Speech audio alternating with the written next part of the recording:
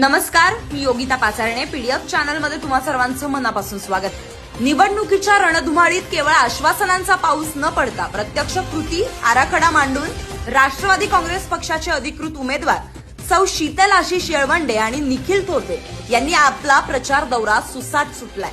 सोळू आणि पिंपळगाव तर्फे चाकण परिसरात या दोन्ही उमेदवारांनी झंझावाती दौरा करत जनतेच्या ज्वलंत प्रश्नांना हात घातला, ज्याला नागरिकांचा अभूतपूर्व प्रतिसाद लाभलाय.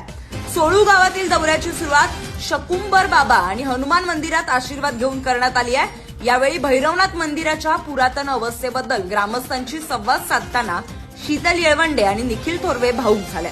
ज्या देवाने आपल्याला इथपर्यंत पोहोचवलं त्या भैरवनाथ महाराजांचा मंदिराचा जीर्णोद्धार करून गावाची अस्मिता जपणार. ज्या देवाने आपल्याला इथपर्यंत पोहोचवलं त्या भैरवनाथ महाराजांच्या मंदिराचा जीर्णोद्धार करून गावाची अस्मिता जपणार असा शब्द त्यांनी यावेळी दिलाय.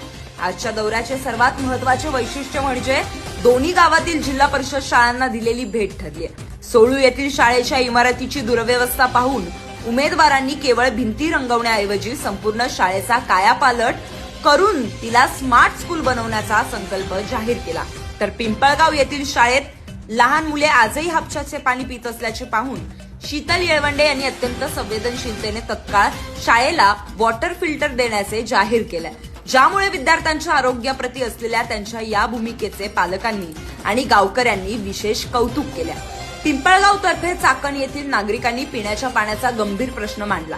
नळ आहेत पण पाणी नाही ही तक्रार ऐकल्यावर उमेदवारांनी सांगितले की या समस्येवर तांत्रिक उपाययोजनांचा आराखडा आधीच तयार आहे. येणाऱ्या काळात पिंपळगावच्या घराघरात पाणी पोहोचणारच असा ठाम विश्वास शीतल येळवंडे यांनी व्यक्त केला. ठिकठिकाणी सुवासिनींनी केलेले औक्षण आणि ज्येष्ठ नागरिकांनी दिलेले आशीर्वाद यामुळे उमेदवारांचे बळ वाढले.